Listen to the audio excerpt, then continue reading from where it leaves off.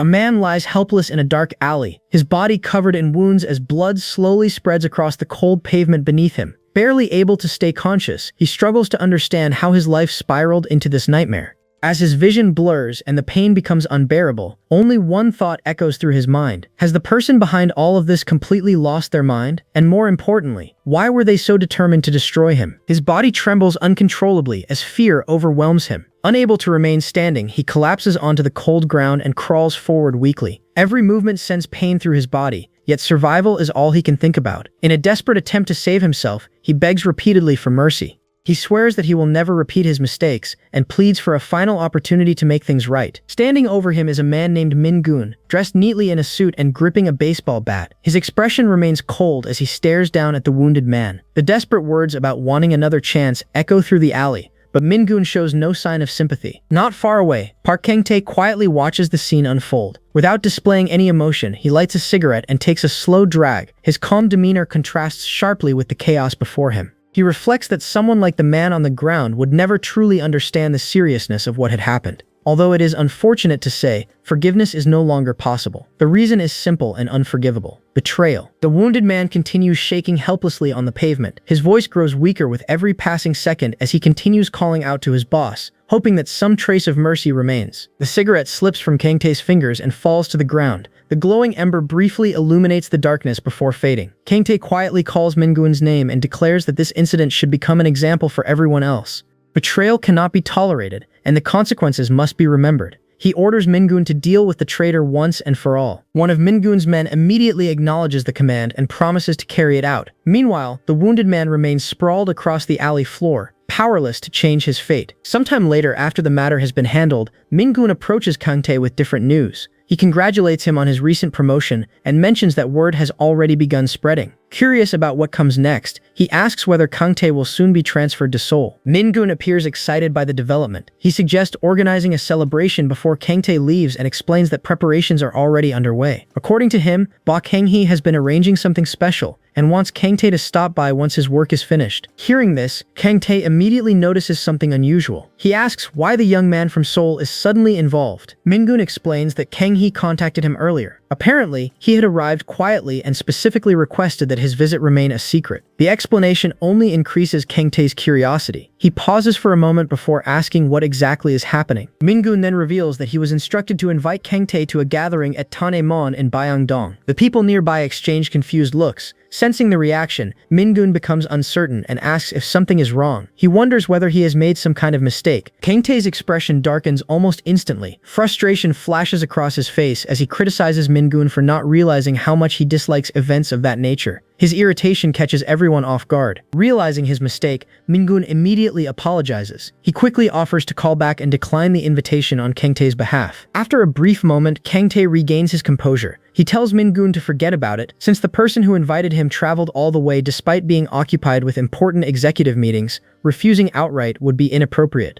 He decides that he will at least stop by and see him for a short while. With the decision made, Kang-tae instructs Min-gun to prepare the car. He tells the remaining men to finish cleaning up the situation and return afterward. They acknowledge the order respectfully and wish him a safe trip. Soon afterward, Kang-tae settles into the vehicle while Min-gun takes the driver's seat. The car pulls away and disappears into the city night. During the drive, Kang-tae finds himself reflecting on a memory from childhood. His father often spoke about carp and how their size could vary depending on the environment in which they were raised. It was a lesson he never fully understood as a child, but remembered clearly now. Eventually, Min-gun announces that they have arrived. Kang-tae steps out and studies the location before him. Looking at the pond nearby, he recalls the story about carp. However, rather than resembling a proper pond, the place looks more like a muddy pit filled with murky water. The comparison immediately leaves an impression on him. As he approaches, a woman warmly greets him and expresses her happiness at his arrival. Inside the establishment, Ba Kang-hee enthusiastically welcomes him. His voice carries throughout the room as he calls attention to Kang-tae's entrance. Observing the surroundings, Kang-tae quietly concludes that this pond is not a place where small carp could ever dream of escaping. The thought serves as a reflection of his own life. More and more, this existence has begun to irritate him. One of the guests quickly congratulates him and insists on pouring the first drink. The conversation soon turns toward his promotion. Someone mentions that the deputy leader position had remained empty for quite some time. It has been nearly a month since the previous deputy stepped down, and many at headquarters have struggled with the uncertainty. The atmosphere there has reportedly been tense and difficult to describe. Everyone seems convinced that Kang-tae's appointment will bring stability back to the organization. Several people eagerly agree with this opinion. Their confidence in him is obvious. Kang-tae surveys the lively gathering around him. The room is full of excitement and celebration, yet he cannot help wondering whether he has the energy to match their enthusiasm. Meanwhile, Kang-hee casually encourages him to drink. He comments that Kang-tae seems unusually relaxed and suggests that it is nice seeing him take a break from work for once. After a moment, Kang-tae directs the conversation toward Kang-hee. He asks whether Kang-hee feels any resentment about losing the leadership position. Kang-hee appears completely unconcerned. According to him, the matter does not bother him at all. The discussion shifts toward family connections and expectations. Kang-tae questions whether Kang-hee's attitude stems from the fact that he is the grandson of the previous leader. Studying his reaction carefully, Kang-tae remarks that it feels as though Kang-hee is simply pretending not to care. He warns that hidden feelings have a tendency to surface eventually, and when they do, they can create serious problems. Kang-hee dismisses the concern with ease. He explains that he would never trust himself with such an enormous responsibility in the first place. Allowing Kang-tae to carry that burden seems like the better choice. From his perspective, there is no issue at all. Kang-tae responds by pointing out Kang-hee's lifestyle. He argues that Kang-hee spends most of his time chasing women and avoiding responsibility. If he ever changes and begins taking things seriously, his behavior could become troublesome. Kang-hee laughs off the observation and indicates that he has no plans to change anytime soon. He casually seeks agreement from the woman sitting beside him, clearly treating the matter lightly. Behind the humor, however, Kang-hee reflects on the reality of their relationship. Despite being around the same age, their positions within the family have always been different. He may be the grandson of the former leader, but Kang-tae was often treated more like an actual son. In his view, even when considering family hierarchy alone, the current outcome makes sense. Things have unfolded the way they naturally should. Kang-tae falls silent. Deep down, he doubts whether Kang-hee truly understands the full truth. After all, Kang-tae was never connected to the family by blood. He had simply been taken in as a child and raised among them. The conversation is interrupted when a woman approaches Kang-tae. She gently places a hand on his shoulder and attempts to lighten the atmosphere. Noticing the seriousness around him, she suggests that everyone should relax. The day is supposed to be a celebration, and there is no reason not to enjoy it with food, drinks, and laughter. She moves closer and remarks that she had nearly left because Kang-tae had not looked in her direction even once since arriving. The woman openly admires his appearance. She compliments his handsome features and studies his broad shoulders with obvious interest. Her attention eventually shifts to the scars visible on his body. Rather than finding them unpleasant, she comments that they only add to his appeal. She wonders how someone with his looks and presence could possibly still be single. Kang-tae offers no response. The woman continues trying to get his attention. Her actions become increasingly bold as she attempts to flirt with him. With a teasing tone, she mentions hearing rumors about his abilities during the night. Kang-tae internally reacts to the comment with complete indifference. While others might interpret such rumors differently, his nights are usually spent dealing with violence and death rather than romance. The contrast between her assumptions and reality almost feels absurd. Finally, Kang-tae calls out Kang-hee's name. Without hesitation, he announces that he is leaving. The woman is visibly surprised by the sudden decision. Kang-hee is equally confused. He points out that Kang-tae has barely been there any time at all.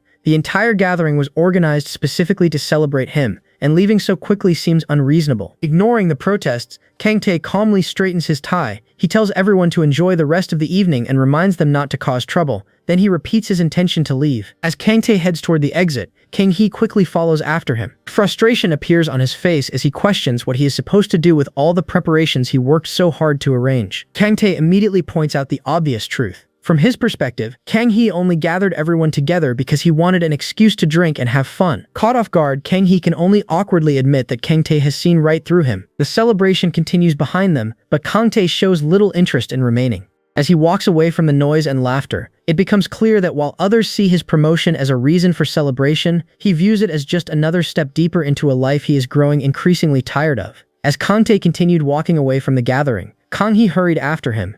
Although the party was still lively behind them, Kang-hee's expression gradually became more serious. Beneath his usual carefree attitude, there was a reason he had specifically come all the way here. He explained that despite all the drinking and celebration, that was not the only purpose of his visit. There was actually a message that needed to be delivered personally. According to him, their grandfather had specifically asked him to pass it along. Kang-tae stopped briefly and turned his attention toward him, curious about what could be important enough to warrant a personal visit. The message was simple but unexpected. Their grandfather wanted Kang-tae to stay at the family residence when he returned to Seoul. The suggestion immediately caught Kang-tae off guard. The idea of living in that house again raised questions. He wondered whether that meant sharing the residence with Kang-hee and the rest of the family. Kang-hee reacted almost immediately, making it clear that such a situation would never happen. He reminded reminded Kang-tae that he had already moved out long ago and preferred living independently. Returning to the family home held little appeal for him. The conversation shifted toward Kang-tae's upcoming move. Kang-hee wanted to know when he planned to leave for Seoul. After thinking for a moment, Kang-tae concluded that there was little reason to refuse the arrangement. If a place to stay had already been prepared, it would save him the trouble of searching for one himself. In fact, it might even allow him to leave earlier than originally planned. Kang-hee seemed pleased by the answer. He casually remarked that once Kang-tae officially became a leader, he should stop burdening himself with every small responsibility. Difficult tasks existed for subordinates to handle. Then, as expected, Kang-hee steered the conversation toward his favorite topic. He suggested that Kang-tae should spend more time enjoying life rather than constantly focusing on work. According to him, spending time with a young and attractive woman would probably do him some good. Recently, rumors had begun circulating among people who knew Kang-tae. Many wondered whether he had any interest in women at all. Kang-hee almost continued down that path before stopping himself. Kang-tae brushed the topic aside.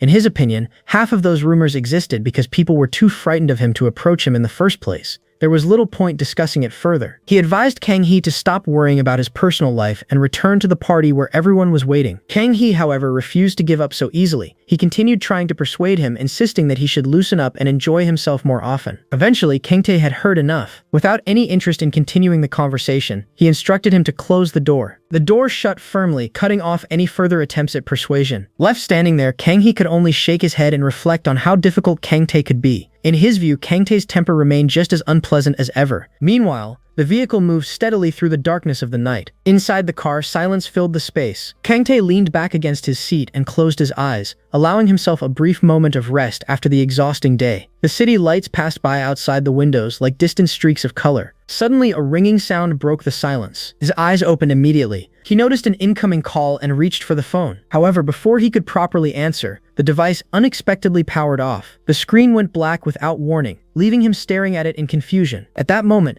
Min-gun informed him that they were approaching their destination and would arrive shortly. Kang-tae glanced at the dead phone and noted how strangely the call had ended. Sensing something unusual, Min-gun asked whether there was a problem. Kang-tae offered no immediate explanation. The following day arrived quietly. Under the bright daylight, a vehicle pulled up in front of the large residence belonging to Kang-hee's parents. Min-gun informed Kang-tae that he should contact him if anything was needed before unloading the luggage. Kang-tae stepped out of the vehicle and looked toward the house. The call from the previous night remained on his mind. He wondered why Kang-hee had attempted to contact him during broad daylight, and whether something unexpected had happened. Unfortunately, his phone remained unusable due to its dead battery. To make matters worse, he realized he had no key to enter the house. As he approached the entrance, something unexpected happened. The door suddenly unlocked. A moment later, it slowly opened by itself. Kang-tae stopped walking. A look of confusion crossed his face. Near the entrance sat cleaning supplies, including a broom and dustpan, suggesting someone had been working inside. At first, he assumed Kang-hee might have arrived before him. Then he remembered that Kang-hee had specifically mentioned staying in Busan for a while longer. The situation immediately became strange. As Kang-tae reached toward the door, it opened wider. A figure appeared inside. Long strands of hair shifted gently beneath the sunlight, filtering through the entrance. Kang-tae froze. Standing before him was a young woman. She appeared just as startled as he was. Her body stiffened instantly, and her eyes widened in surprise. Instinctively, she stepped forward while holding a cardboard box between them as though it were some form of shield. For a brief moment, neither of them moved. Kang-tae quickly realized that this person was definitely not Kang-hee. The woman attempted to compose herself and explained that she had been assigned to manage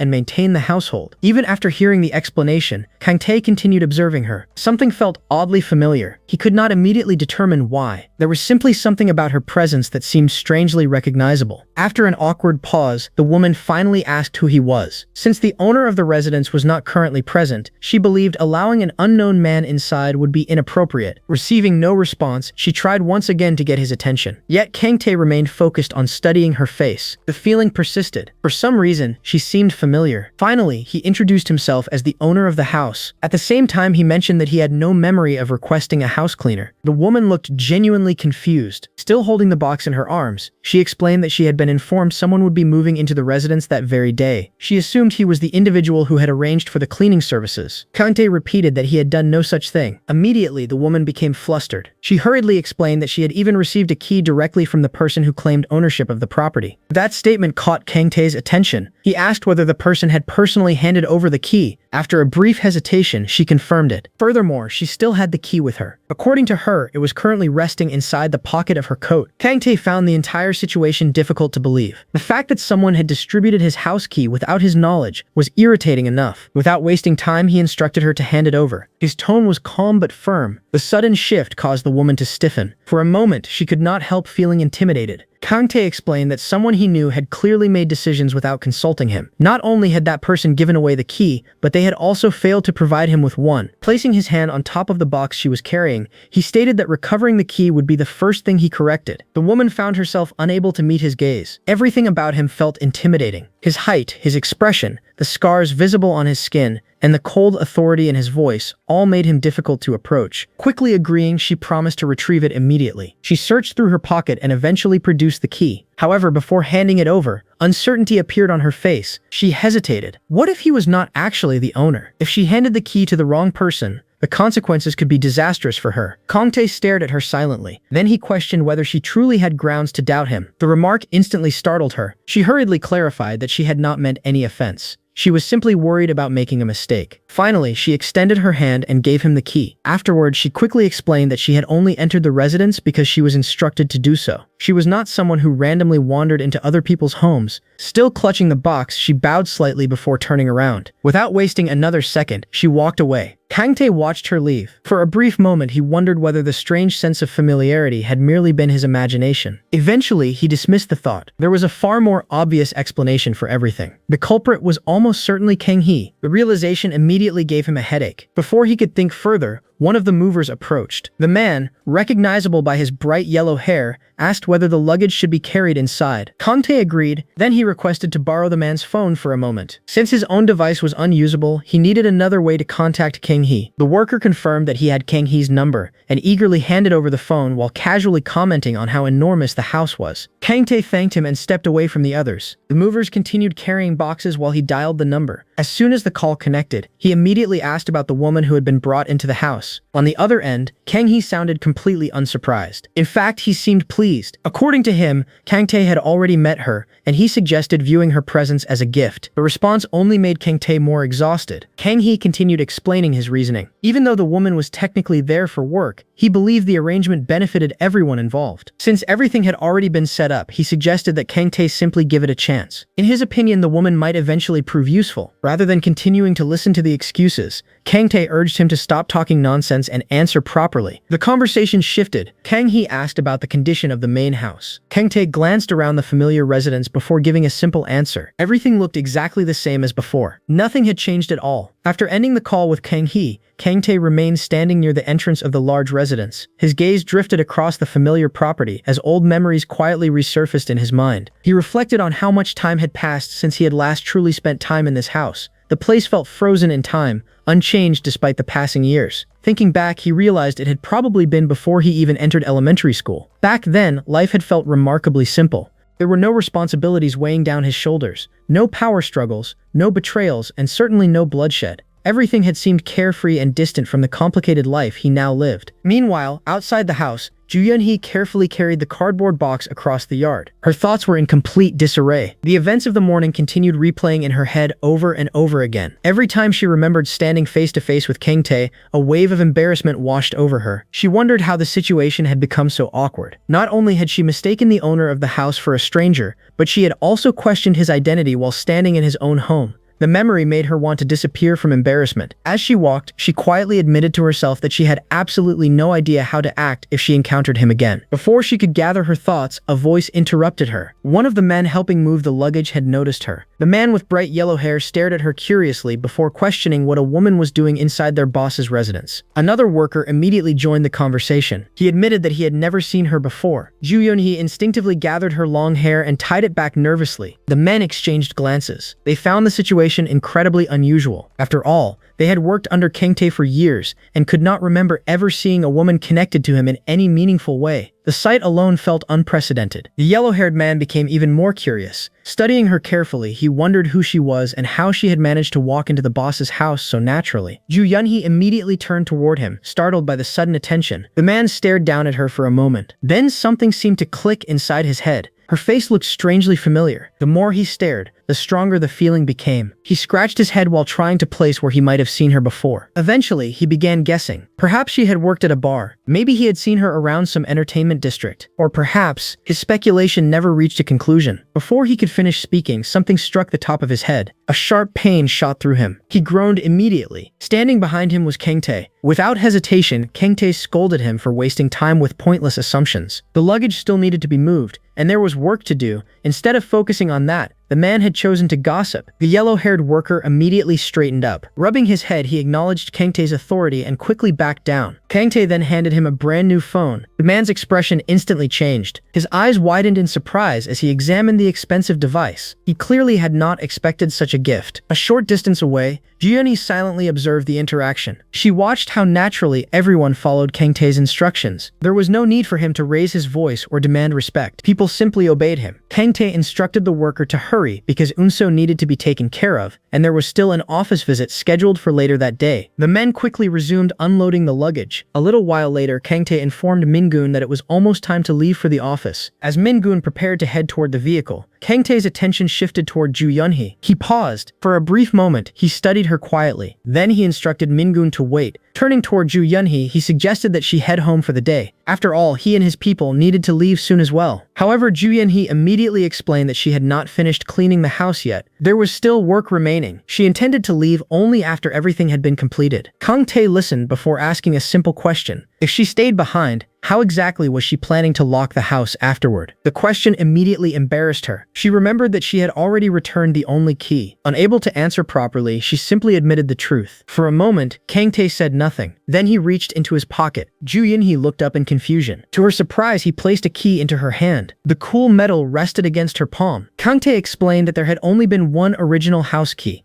Since that was inconvenient, he had already arranged for a duplicate to be made. Now there would be no issue. The unexpected gesture caught her off guard. She quietly thanked him. For a few seconds, neither of them spoke. The silence felt strangely heavy. Kang-tae continued looking at her. Something about her presence still bothered him. The feeling refused to disappear. Finally, he decided to ask. If he happened to be mistaken, then there was no harm in confirming it. He admitted that the question might sound cliché, but he genuinely felt as though they had met somewhere before. Not once, not casually, but in a way that left a lingering impression. Joo Yeon-hee looked genuinely surprised by the question. After thinking carefully, she admitted that she wasn't sure. Her memory was not particularly reliable, and she could not confidently say whether they had met before. Kang-tae gave a brief reaction. Then he shook his head slightly. Perhaps he really was mistaken. He explained that there was someone he had been searching for a very long time. That was the only reason he had asked. With the matter seemingly settled, he instructed her to continue her work and reminded her not to stay too late. Then he turned away. However, the moment he left, something suddenly flashed through Joo Yeon-hee's mind. She froze. A forgotten memory surfaced without warning. Her eyes widened. The realization hit her so abruptly that she almost lost her balance. She lowered herself to the ground as shock spread through her body. How had she failed to recognize it? How had she overlooked something so obvious? The strange sense of familiarity she had felt all day was not an illusion. It was real. Every instinct she had experienced since seeing Kang-tae pointed toward the same truth. Outside, she slowly walked through the streets with her hands clasped together. Her thoughts raced endlessly. A question repeated itself in her mind. Had Kang-tae felt the same thing? Had he recognized her too? Fragments of a distant memory began piecing themselves together. In that memory, a younger Kang-tae stood before her. The expression on his face had been serious. He had warned her about a certain place. According to him, it was not a place meant for outsiders. People who did not belong there could easily get hurt. The environment was cruel, dangerous, and unforgiving. Even now, remembering those words made her uneasy. The memory felt vivid, and more importantly, it confirmed something. Kang-tae had definitely noticed her on that day as well. Back then, she had not understood the significance of the encounter. Now everything felt different. Later that day, the scene shifted to the office. The atmosphere inside was far more relaxed. Several men sat around a table eating together. The yellow-haired worker enthusiastically thanked everyone for the meal, while continuing to stuff food into his mouth. Looking toward Kang-tae, he wondered why the boss was not eating. Kang-tae dismissed the concern. He told them to eat first. There was something occupying his thoughts, making it difficult to focus on food. Min-gun continued eating enthusiastically. One of the others joked that anyone watching would assume they had been starving for days. The comment briefly lightened the mood. Eventually, curiosity got the better of them. Min-gun finally asked what exactly had been bothering Kang-tae all day. For a moment, Kang-tae remained silent. Then he admitted that his thoughts kept returning to the woman he had met at the house earlier. No matter how much he tried to ignore it, he could not stop thinking about her. The confession immediately drew everyone's attention. The yellow-haired man casually agreed. To his surprise, the woman had been on his mind as well. Kang-tae looked at him sharply. The response was not what he expected. The yellow-haired man, whose name was Go Chang-min, belonged to the Naksan faction's collection division. Unlike the others, he seemed genuinely focused on something specific. He explained that the reason she stood out was because she resembled someone. Not just slightly, almost perfectly. According to him, she looked exactly like Miss Jae-hee. The statement instantly changed the atmosphere. Min-gun looked confused. The name meant nothing to him. Curious, he asked who Jae-hee was. Go Chang-min explained. Jae-hee was Kang-hee's older sister. More importantly, she was his twin. The revelation surprised Min-gun. Twins were unexpected enough, but the story became even more significant when Go Chang-min continued. Jae-hee and Kang-hee represented the final direct bloodline descendants of the previous leader. In theory,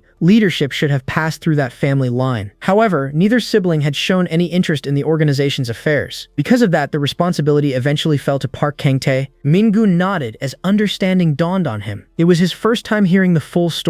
Meanwhile, Kang-tae's thoughts drifted elsewhere. The more he reflected on the past, the less convinced he became that Kang-hee had truly been indifferent to leadership. Perhaps he had simply hidden his feelings. Back then, it had never been obvious. But after the incident involving Jae-hee, something about Kang-hee had changed. His personality had shifted in a strange and noticeable way. Min-gun immediately asked what had happened. Kang-tae sighed quietly. The memories were unpleasant. He explained that the former leader had suddenly remarried under mysterious circumstances. Rather than confronting existing problems, it almost seemed as though the old man had been running away from them. Soon afterward, he disappeared entirely. No explanation, no contact, no trace. For a long time, nobody knew where he had gone. When Kang-tae finally managed to locate information about him, it was already too late. The only thing waiting for him was news of the man's death. Nothing else. No answers. No closure. Looking back, Kang-tae believed that the fracture between Kang-hee and the previous leader had probably begun on that very day. Elsewhere, Joo Yeon-hee stood quietly before a framed photograph. Her trembling eyes remained fixed on the image. The more she remembered, the clearer everything became. The sharp gaze, the calm but intimidating presence, the scar running across Kang-tae's right cheek. All the pieces finally connected. She could no longer deny it. The person she had encountered earlier was the same individual from her memories. A wave of disbelief washed over her. Why had it taken so long to realize? Why had she not recognized him immediately? Standing there, she found herself slipping into another memory. This memory was different. A man stood before her. His expression carried a seriousness that left no room for argument. He had instructed her to remain where she was and occasionally report back to him. The request was unusual, yet there was a reason behind it. The man reminded her that if not for a certain person, he would never have asked something like this of her. As the memory lingered, Joo Yeon-hee realized that the answers surrounding her past and Kang-tae's sudden reappearance were slowly beginning to surface. Back in the present, Joo Yeon-hee stood motionless in front of the framed photograph. Her hands slowly lifted toward it, stopping just short of touching the glass. A complicated thought lingered in her mind. Perhaps despite everything, she had only been trying her best all along. The realization settled heavily on her chest as she reflected on the countless moments she had deliberately avoided confronting. There were truths she had refused to acknowledge, memories she had pushed aside, and emotions she had buried beneath excuses. Now, standing alone in the quiet room, she could no longer pretend they did not exist. Her expression tightened as she recalled the moment she had faced Kang-tae. The memory returned vividly, causing her to pause. After a long moment, she released a slow breath and attempted to convince herself that she must have treated the matter as insignificant. Perhaps she had simply brushed it aside and allowed it to disappear from her thoughts, without realizing its importance. Determined to put the issue out of sight, she decided the photograph could not remain where it was. Carefully lifting the frame into her arms, she held it securely and turned away. At the same time, another thought surfaced. If there were other reminders hidden throughout the house, she needed to find them before Kang-tae returned. With that goal in mind, she began descending the stairs, carrying the framed picture while remaining alert to anything else that might reveal the past she wanted concealed. Later that night, the front door opened quietly. Kang-tae stepped inside and gently closed the door behind him. The house greeted him with silence. As he walked farther in, he loosened his tie and rolled his shoulders, trying to release the tension from the day. A faint uneasiness had followed him for hours, prompting him to return home earlier than usual. Now that he was back, he found himself wondering whether that feeling had been simple instinct or the manifestation of a guilty conscience he had been unwilling to acknowledge. Exhaustion weighed heavily on him. Deciding there was no point staying awake any longer than necessary, he planned to wash up and head to bed early. As he moved through the house, another thought crossed his mind. Joo Yeon-hee always seemed to appear when he least expected it. Strangely enough, whenever he actively searched for her, she was nowhere to be found. Soon the bathroom door closed behind him. The steady sound of running water filled the room as he stepped beneath the shower. Warm water cascaded over his body, washing away the fatigue of the day. Everything seemed ordinary until something interrupted the rhythm of the moment. He suddenly froze, his head tilted slightly as he listened. Beyond the sound of water, another noise reached his ears. Elsewhere in the house, a clock continued its steady ticking. Mixed with that familiar rhythm came a faint sound from another room. Near a doorway, Joo Yeon-hee stood clutching her chest. Her heartbeat pounded so hard that she could almost hear it. Gathering her courage, she carefully reached for the handle and slowly eased the door open. Every movement was deliberate. She knew she needed to hide the photograph before she lost the opportunity. Moving as quietly as possible, she hurried through the house while trying to remain unnoticed. She kept her steps light and her body low, hoping to avoid drawing attention to herself. Then everything came to an abrupt halt. A hand pressed firmly against the door. Joo Yeon-hee froze. Kang-tae had appeared before her. The surprise left her unable to react. Even before she could think of an explanation, it became obvious that her presence in the house had not gone unnoticed. Despite the age of the building, which often produced countless creaks and groans, he had been able to hear the sounds of movement from the staircase all the way from the bathroom. The water continued running in the distance as Kang-tae stepped out, his hair still damp and droplets of water trailing down his skin. Joo Yeon-hee struggled to process the situation.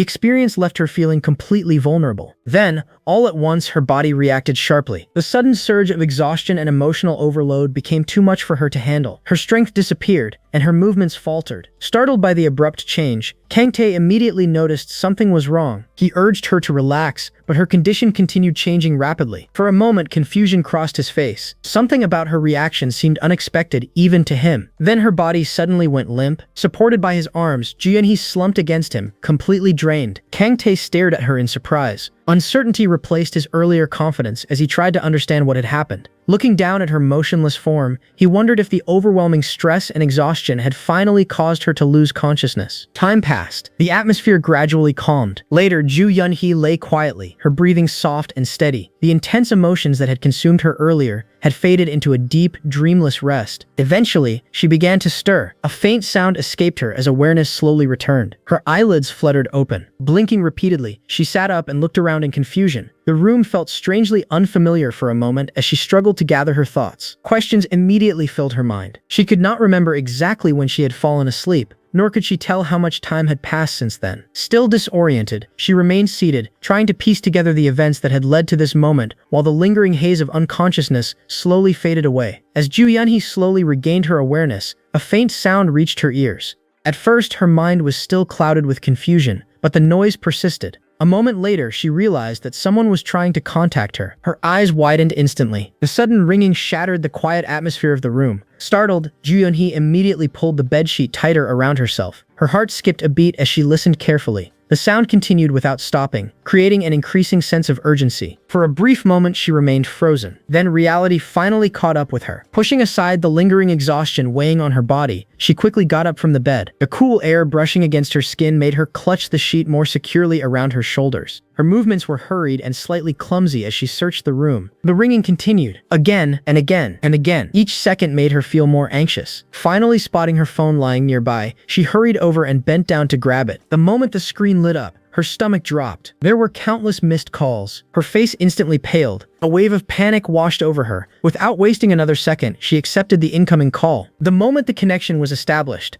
a flood of frustration poured from the other side. The caller had clearly been worried sick. Questions came one after another. Where had she been? Why hadn't she answered? Why had she ignored so many calls? Did she even realize how late it was? Joo Yeon-hee lowered her head. Guilt immediately settled over her shoulders. She apologized repeatedly. Again and again, she knew she had no reasonable explanation, not one she could give over the phone. As the caller continued expressing concern and frustration, she quietly listened. Every complaint was justified. Whoever was calling had spent hours trying to reach her, hours spent worrying, hours spent imagining the worst. Unable to explain everything, Joo Yeon-hee promised that she would tell the entire story once she returned home. She reassured the caller that she was already preparing to leave. She would head back immediately. Only after making that promise did the conversation finally come to an end. As she lowered the phone, she released a long breath. However, her stress only increased. Meanwhile, on the other side of the room, Kang-tae had already begun preparing himself. Unlike Joo Yeon-hee, he appeared completely calm. The earlier chaos seemed to have left little visible effect on him. After finishing his shower, he casually dried the last traces of moisture from his hair with a towel. His movements were slow, relaxed, controlled. He then reached for his clothes and dressed himself piece by piece. The contrast between them could not have been more obvious. While Joo Yeon-hee struggled to regain her composure, Kang-tae looked as though he had all the time in the world. After getting dressed, he finally turned around. Only then did he notice that she was fully awake. Joo Yeon-hee stood nearby, desperately trying to restore some order to her appearance. She adjusted her skirt, straightened her clothing, checked her hair, then checked everything again. Her nervousness was impossible to hide. Kang-tae silently watched. The more he observed her hurried movements, the more suspicious he became. She looked far too eager to leave, far too desperate to get away. Sensing his gaze, Joo Yeon-hee quickly tried to explain herself. She informed him that the call had come from home. Apparently there was something urgent waiting for her, something that required her immediate attention. Kang-tae listened, but his expression remained unchanged. He was not convinced. Joo Yeon-hee quickly insisted that she was not trying to run away. She simply needed to leave because of an urgent situation. Unfortunately for her, the explanation did little to ease his concerns. After all, she had already attempted to escape once before. That memory remained fresh in his mind. Trusting her completely was difficult. His eyes narrowed slightly. His serious expression made it clear that he was not prepared to simply accept her words. Instead of letting her leave on her own, he decided that he would accompany her personally. The decision left no room for argument. As he gathered his belongings, something caught his attention. A small item lay nearby. Without hesitation, he bent down and picked it up. At first, Joo Yeon-hee didn't notice. She remained focused on fixing her appearance. Then she saw what he was holding. The realization hit her immediately. Another wave of embarrassment crashed over her. Her entire face turned bright red. Kang-tae calmly pointed out that she seemed ready to leave without an important piece of clothing. Holding it out toward her, he waited. Joo Yeon-hee wished the floor would open beneath her. Unable to meet his eyes, she quickly snatched the item from his hand. The awkwardness was unbearable. Every passing second only made her feel more embarrassed. Meanwhile, Kang-tae appeared completely unfazed. Not long afterward, the two left together. The next scene shifted to the inside of a car. Compared to earlier, the atmosphere felt considerably calmer. The storm of emotions had settled somewhat. Still, traces of tension lingered beneath the surface. Neither of them could completely forget what had happened. The silence stretched between them. The hum of the engine filled the space. Streetlights passed outside the windows one after another. Kang-tae focused on driving. One hand rested on the steering wheel. The other occasionally shifted gears. His attention remained fixed on the road ahead. Joo Yeon-hee sat quietly beside him. Eventually, she broke the silence. The unresolved situation between them continued bothering her. Part of her wondered whether it was truly acceptable to leave things unfinished. To her surprise, Kang-tae immediately made his position clear. From his perspective, nothing had been resolved. Nothing had been forgiven. Nothing had been forgotten. The matter had merely been postponed. Today was over. That was all. Sooner or later, they would meet again. And when that happened, the issue would continue exactly where it had left off. The statement caught Joo Yeon-hee completely off guard. She turned toward him. Confusion filled her eyes. She struggled to understand what he truly meant. Kang-tae remained calm. He then reflected on an old saying regarding relationships. Many people believe that friends should always be kept close. However, there were others who believed enemies should be kept even closer. The remark lingered heavily inside the car. Joo Yeon-hee fell silent. She stared out the window. The passing city lights blurred before her eyes. After several moments, she looked back toward him. His words continued echoing inside her head. Enemy. The word bothered her. Was that really how he viewed her? The possibility left her feeling strangely unsettled. Still, after everything that had happened between them, she reluctantly accepted that it could have been worse. Far worse. Perhaps being viewed as an enemy was preferable to becoming something else entirely. The rest of the journey passed in relative silence. Neither spoke much. The road gradually carried them toward their destination. Eventually, the car began slowing down. The familiar neighborhood finally came into view. Joo Yeon-hee immediately recognized the area. Relief appeared across her face. At last, she was home. The vehicle rolled to a stop. She thanked Kang-tae for the ride. Then she reached for the door. The moment she stepped outside, however, her relief vanished. Someone was waiting. A young boy stood nearby. The instant she saw him, she froze. His posture alone revealed how upset he was. The frustration radiating from him was impossible to miss. The moment their eyes met, he immediately demanded to know whether she had any idea how late it was. His voice carried clear anger. Yet beneath that anger was something else. Concern. Real concern.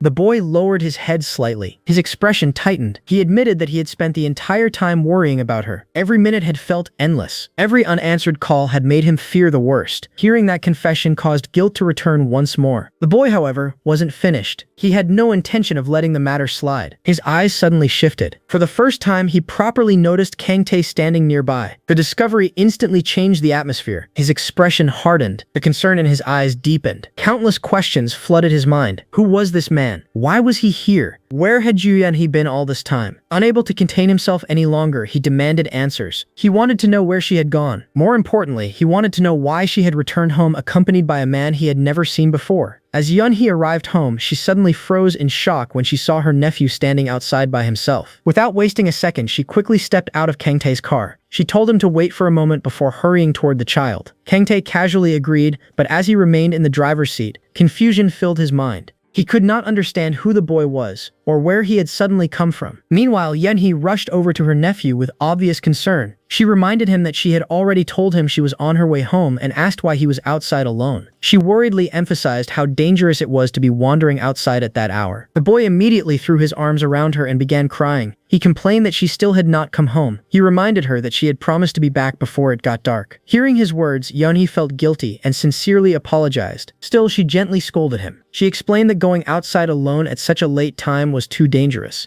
Then she suddenly remembered their promise to have dinner together.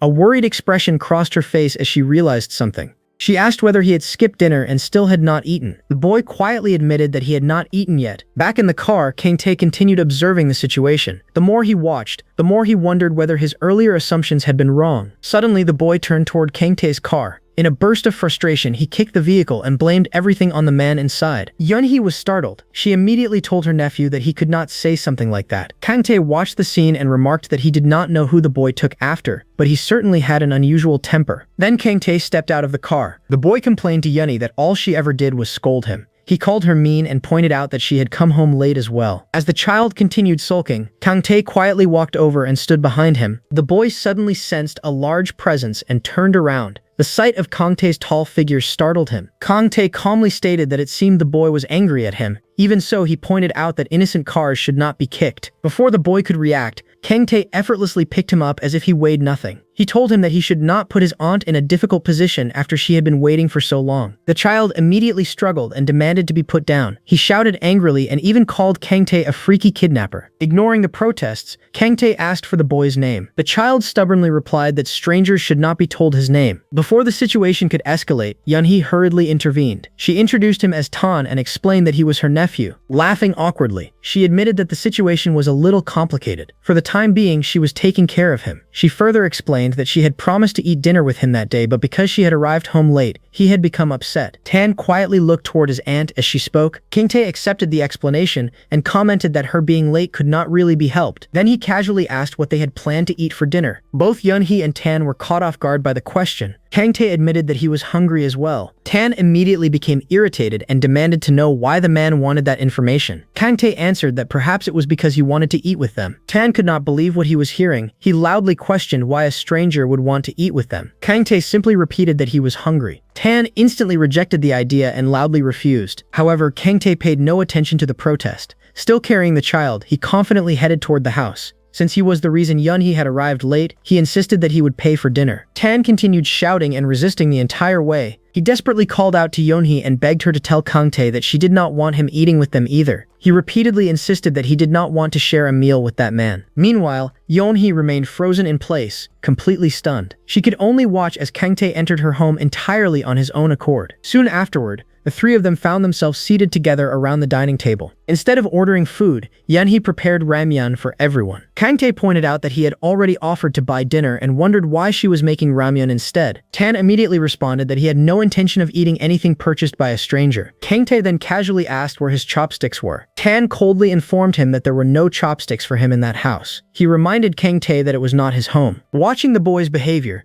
Kang-tae silently wondered whether children these days were always this prickly. A short while later, Yeon-hee brought the steaming ramyeon to the table. She gently told Tan that he should stop being so mean At the very least, she asked him to get some wooden chopsticks for their guest. Tan reluctantly agreed because Yeon-hee had asked him to. He then wondered where the chopsticks were kept. Yeon-hee told him to wait until she finished setting the pot down first. Once everything was ready, Tan cheerfully thanked her for the food. Then, while eating, he casually asked what Yeon-hee and Kang-tae had been doing together that caused them to come home so late. The question instantly caught Yeon-hee off guard. Tan stared at her curiously, waiting for an answer. Before she could respond, Kang-tae smoothly explained that he had recently moved and that Yeon-hee had helped him clean. Tan looked surprised and asked whether that was really true. Kang-tae jokingly asked if the boy wanted proof. Before the conversation could continue any further, Yeon-hee quickly told both of them to stop joking around and focus on eating. She also reminded Tan that he had promised to go to bed early while staying at her house. As Kang-tae watched them interact, a strange feeling settled inside him. From the outside, they looked exactly like a family, yet something about the atmosphere felt unfamiliar. He could not shake the feeling that something did not quite fit. His thoughts drifted back to something Yeon-hee had said earlier. She had explained that she was only taking care of Tan temporarily because one of her relatives was going through a difficult situation. The flustered way she had behaved earlier also seemed unusual to him. Even after dinner ended, a strange feeling remained. Eventually, Yeon-hee told Tan that it was already 1 o'clock in the morning and that he should go to sleep. Tan stubbornly refused. He said that he wanted to stay with her. Yeon-hee pointed out that he was already half asleep and barely keeping his eyes open. Later, Tan helped wash the dishes. While cleaning up, curiosity slowly crept into his mind. He began wondering whether he should take a look around the house. During his search, he noticed a photo frame that had been placed face down. Curious about it, he wondered what it could be hiding. Sometime later, Tan settled down on the sofa while Yeon-hee stepped outside to speak with Kang-tae. Since it had become very late, she apologized.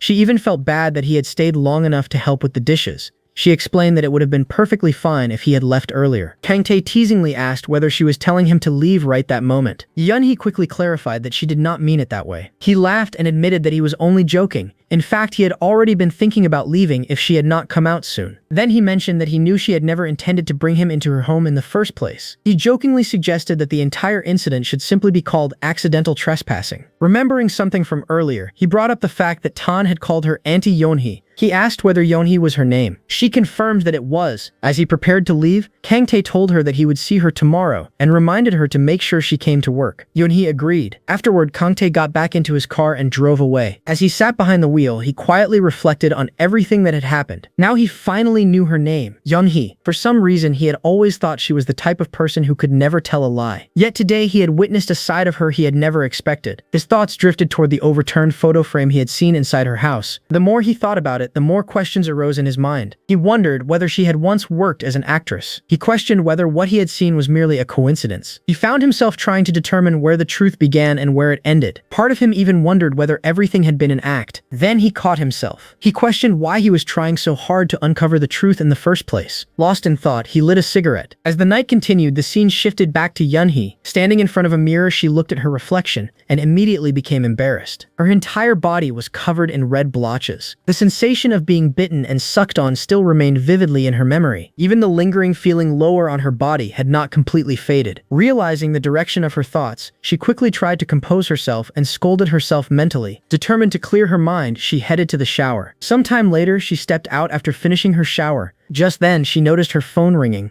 After stepping out of the shower, Yeon-hee noticed her phone ringing late at night. Curious about who could be calling at such an hour, she picked up the call. On the other end was Kang-hee. He greeted her casually and asked how the move had gone. He wanted to know if everything had been completed without any issues. Yeon-hee replied that everything had been finished smoothly and that there had not been any problems. Kang-hee sounded unconvinced. He asked whether anything else had happened. After a brief pause, Yeon-hee insisted that nothing in particular had happened. Kang-hee remarked that it was probably still too early for anything significant to occur. He explained that he had only called to make sure everything was okay. He wanted to check on her just in case. Yeon-hee quietly acknowledged his concern. After a short silence, she asked whether there was anything else he wanted to talk about. Kang-hee hesitated before bringing up another matter. He explained that he had recently received a call from Seo Gi-joo. According to him, Seo Gi-joo had asked about his son. Kang-hee admitted that he had been avoiding him ever since, but he felt it was best to inform Yeon-hee about it. The mention of that man immediately changed Yeon-hee's expression. She reminded Kang-hee that he had promised to keep Seo Gi-joo away from her. Kang-hee responded that he had done exactly that. He pointed out how much effort and manpower he had already spent trying to keep Seo Gi-joo away. However, he also admitted that there was only so much he could do if Seo Gi-joo became determined to take the child back according to the law. Kang-hee explained that, legally speaking, he should have sided with the child's guardian instead of supporting supporting a child who refused to return home. He continued by saying that the very least Yeon-hee should do now was move away. Remaining in the exact same house and allowing the child to attend the same school was practically leading Seo-ji-joo straight to them. Yeon-hee bitterly pointed out that not everyone had the financial means to simply move somewhere else. Kang-hee responded that the fact she had become involved in such a complicated situation proved she was far from an ordinary person. Changing the topic slightly, he mentioned that Seo-gi-joo appeared to have blacklisted her from obtaining any proper job opportunities. Still, he pointed out one small positive. At the very least, Seo-gi-joo could not stop her from working at that house. Then Kang-hee suddenly compared two people. He swore that Kang-tae and Seo-gi-joo were complete opposites. Confused, Yeon-hee asked what exactly he was trying to imply. Kang-hee bluntly replied that it was about time she came up with a plan for her future. That was especially important if she intended to continue living the way she currently was. He warned her not to wait until Seo-gi-joo finally ran out of patience. As the conversation continued, the scene revealed something unexpected. Seo-gi-joo had actually been on hold the entire time. Kang-hee had been speaking to Yeon-hee while keeping Seo-gi-joo waiting on the other line. The following morning arrived.